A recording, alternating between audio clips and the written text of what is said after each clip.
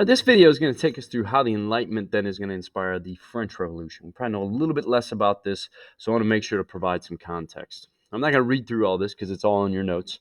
But basically, the French society, the French government was ruled by King Louis the 16th. All right, he was an absolute monarch. Once again, that's a vocab term, which means he has absolute power. He has power given to him by birth, and he has absolute authority over his country. All right, there's no other influence. But he was a weak and ineffective leader. All right, he lacked the characteristics of. He wasn't decisive. He lacked character. He's a poor leader. It's going to lead to the downfall of the monarchy.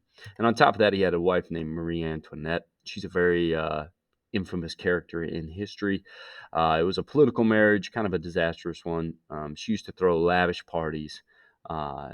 She was very disconnected from her people in France. She just kind of used this as a time to have fun. And so she would always say things like, when they would say, oh, the peasants don't have food, she would say, or don't have bread, she would say, well, let them eat cake. And that's a very famous or infamous saying, just to show how disconnected she was from the people. The government was an absolute monarch, and the society was divided into three estates. You can think of it as like social classes, but it was more rigid than that even. The first estate was the clergy, the high-ranking members of the church. I'm going to break these down in a second. The second estate is the nobility, and the third estate is really everyone else. All right, and the laws gave all the benefit and privilege to these first two estates and really trampled this third estate. And we're going to see why this is so unjust. Because first of all, the first estate, these high-ranking members of the church, made up only 1% of the population. All right, very, very small portion of the population. Excuse me. They were highly influential members of society. They were very wealthy. The church at the time owned 10 to 15% of the land. And they also were, they backed up Louis XVI's claim to divine right. Like, yes, God put him into power. And then on top of that, they didn't have to pay the taxes in France. They were tax exempt. And this is why Voltaire, we talked about him being critical of the church. This is why. Because they had a ton of wealth, a ton of land, and at the time, by having land, you had power, you had wealth, because that's how you got money, wealth, food, etc. was by having land. So they had a ton of land, a ton of wealth, and they also supported a king who was unjust. And so you're going to have people like this being critical of a church at the time. Second estate, nobility. They're wealthy landowners. They own the land. Only 1 or 2% of the population, and they own 30% of the land. Didn't pay taxes also. All right. So then you get to the third estate. By far the majority of the population, 97, 98% of the population, they were politically invisible. They had no voice. They had no say. They had a middle class, a bourgeois, which was, the skilled laborers. But they also, most of it was just these poor peasants that didn't own land. 80% of the population in France was very, very poor. But they were the ones that had to pay the full tax to the king. And then on top of that, they also then had to pay their dues to the local landlord. All right, so they had to pay to the king. They had to pay their dues to the local landlord, the nobility, and they had to pay a tithe to the church. All right, so the first estate's getting more money. They don't have to pay tax. The second estate is getting money by renting out their land. And the third estate is just constantly giving and giving and giving, and they have nothing left for themselves. They're paying the tax to the king, they're paying the local landlord, the nobility, and they're paying the church. So this third estate is really crippled financially. And so whenever France would go through economic hardships, they were going through some hardships between the parties that Marie Antoinette would throw that I mentioned and wars that they had fought in. The king needed to raise some money. And so what he did is he decided to call together the Estates General to vote on a tax increase. So what the Estates General is basically each estate would have representatives show up to this building, and they would each get one vote. So let's recap this real quick. So the first estate, 1% of the population, they don't pay the tax anyway. They get a vote. The second estate, 1 to 2% of the population, they're also not taxed. They get a vote. And the third estate, 98% of the population, they're the only ones that are taxed, but they only count as one vote. That's insane. All right. 98% of the population only counts for one vote, and they're the only ones that are going to have to pay this tax. All right. So I wonder how the voting is going to go. Obviously, the third estate is going to be outvoted on all these major issues, because the first estate doesn't have to pay the tax. They're like, sure, go ahead and increase taxes. The second estate is like, sure, go ahead and increase taxes. We don't pay it anyway. And the third estate is left to pay the whole bill. All right. And so they called for the king to change the system to a majority vote. All right. They said, well, this obviously is an unjust system. It's this injustice. We need to change this to a majority vote. The king responded with, nah, we're good. Thanks, though. Thanks for the input, peasants, but we're good. So the National Assembly is formed. So the third estate's like, okay, that's how it's going to be. All right, let's do this then. All right, so they form the National Assembly.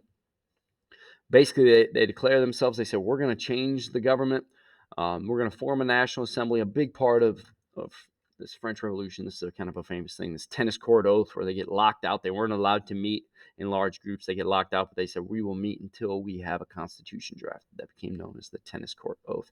But basically, the seeds of this revolution have been planted. They're seeing this unjust. They're reading these Enlightenment ideas, and they're saying, we need to make a change. And so the revolution is going to begin when they attack a fortress at Bastille, where they had political opponents, political prisoners there. Wasn't really all that violent. There was a little bit of death, but peasants are going to start attacking their landlords around France. You're going to have revolts occurring all over France. We have a Independence Day when we signed the Declaration of Independence. They have Bastille Day in France this is the day that kind of kicked off the French Revolution. And so they are going to meet, and they're going to decide to abolish the privileges of the nobles and clergy. All right, they're going to adopt the Declaration of Rights of Man and the Citizen. All right, it's inspired by the Bill of Rights and the Declaration of Independence. It's going to start to make claims for natural rights, things like that. Now, the negative of this, ladies, is that it's Declaration of the Rights of Man. All right, not talking about women here. All right, so women are not included in this. All right, so it's not fully based on the Enlightenment thoughts of everyone. Reflecting on Enlightenment thought, though, so this proclamation meant all men, once again, sorry, ladies, were free and equal before law, freedom of speech, press, property. All this is going to be included. This is Locke's concept of natural rights just shining through. Freedom of religion, because of how unjust the church was at the time. Locke and Voltaire promote that idea of religious freedom, but Voltaire was the one that he did all his writing during this time in France, where the church, he just saw how corrupted the church was and unjust that was.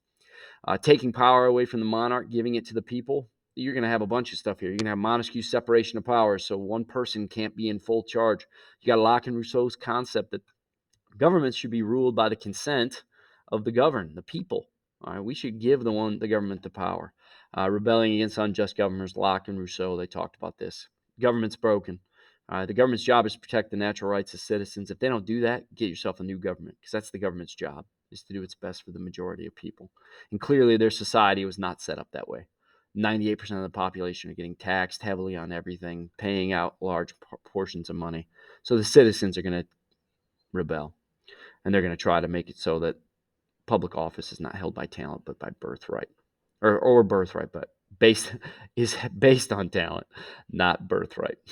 All right. Said that backwards. And then they're going to make a bunch of reforms to the church as well. All right, so that's great. Everything sounds great. Go Enlightenment. We're making another change. We've created an American Revolution. Now we're going to have a French Revolution. This is wonderful. La, la, la. No, this is not going to be a happy ending. This is how it's going to end. Blech. That's the king's head on a stick. You're going to have Marie Antoinette going to get beheaded, and this is going to become one of the more ruthless revolutions in history, where the French people are going to start killing each other. You're going to have, because unlike the American Revolution, where we were fighting against a foreign power, they are fighting within to remove the king. So they remove the king.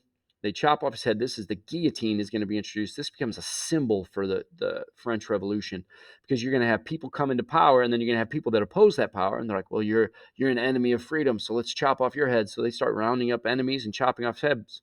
But then they get enough power, and they start chopping off the other people in the faction's heads, and it's the Jacobins, and there's all sorts of, there's different factions that are rising up into power, where the guillotine is used as a public display to show just these heads getting lopped off like crazy, and there's so much chaos and destruction that it actually ends up becoming a military dictatorship. All right, but both revolutions, how they're similar, they were both born from unjust economic conditions. where they really weren't represented. All right, like in America, they weren't represented by Parliament. In France, they weren't represented because they only got one vote, even though they were 98% of the population. Both countries were ruled by monarchs that restricted individual freedoms. They were considered unjust. Both were inspired by Enlightenment thinkers to promote government change. All right, but like I said, the way they're different. The America became a democratic country. France, because they had such chaos, where constantly all these different groups kept rising up, taking over, chopping off the heads of their opponents, blah, blah, blah. Eventually, a military general named Napoleon Bonaparte is going to come in. He's going to restore order to France, but he's going to establish himself as a military dictatorship. All right. France will eventually find their way into a democracy, but it's going to take a little bit. It is not going to be the happy ending that it is for the United States.